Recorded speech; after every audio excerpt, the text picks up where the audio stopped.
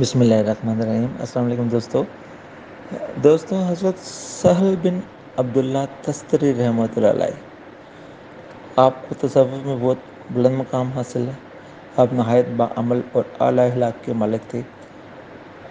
مشائخ آپ رحمۃ اللہ علیہ کے بارے میں کہتے ہیں کہ انہوں نے شریعت و طریقت میں اتحاد کر کے دکھایا، یعنی ان دونوں کو یکجاں کیا۔ لیکن مشائخ کا یہ کہنا غلط ہے، اس لیے کہ کوئی صوفی ایسا نہیں ہے کہ جو شریعت اور طریقت میں فرق کرتا ہو، اس لیے کہ شریعت بغیر حقیقت کے مکمل نہیں اور حقیقت بغیر شریعت کے مکمل نہیں ہو سکتی۔ ہاں یہ ضرور ہے کہ دوسرے مشائخ کا کلام بہت باریک اور مشکل ہے، جبکہ حضرت سہل بن عبداللہ تستری رحمۃ اللہ علیہ کے مضامین بہت آسان ہیں، اور اس قدر آسان ہے کہ عوام کے ذہن انہیں آسانی سے قبول کر لیتے ہیں۔ جبکہ خود اللہ رب العزت نے شریعت و طریقت و حقیقت کو متحد کیا ہے، تو اولیاء اللہ کیوں اس میں فرق کر سکتے ہیں؟ کیونکہ جب حقیقت و شریعت میں فرق سمجھا جائے گا تو اس میں سے ایک کو رد کرنا پڑے گا اور دوسرے کو قبول کرنا پڑے گا۔ اور یہ یاد رکھیں کہ شریعت کو رد کرنا یا ترک کرنا اسلام سے انکار ہے، اور حقیقت کو رد کرنا در حقیقت شرک ہے۔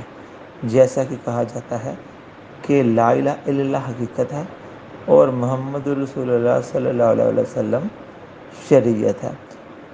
اگر کوئی چاہے کہ ایمان صحیح رکھ کر ایک دوسرے سے ان کو جدا کر دے تو ایسا ہرگز نہیں کر سکتا، ایسی خواہش کرنا بھی باطل ہوگی۔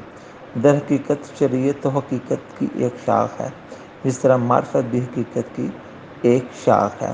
تو خلاصہ یہ ہوا کہ اہل ظاہر کے نزدیک حکم ماننا شریعت کے معنوں میں آتا ہے، اور جس چیز کی انہیں سمجھ نہ آئے یا طبیعت قبول نہ کرے تو اس سے منکر ہو جاتے ہیں، اور راہ سلوک میں کسی چیز سے انکار کرنا بہت ہی خطرناک ہے۔ آج کے اولیاء میں جو لوگ شریعت و طریقت کو ساتھ لے کے چلتے ہیں، یکجا کرتے ہیں، حقیقت میں وہی اللہ کے نیک بندے ہیں اور وہی صاحب اسرار و سرر ہیں۔ جو لوگ کسی ایک بھی چیز کا انکار کرتے ہیں، ایسے لوگوں سے بچنا چاہیے اور اپنے ایمان کو بھی بچانا چاہیے۔ جزاک اللہ۔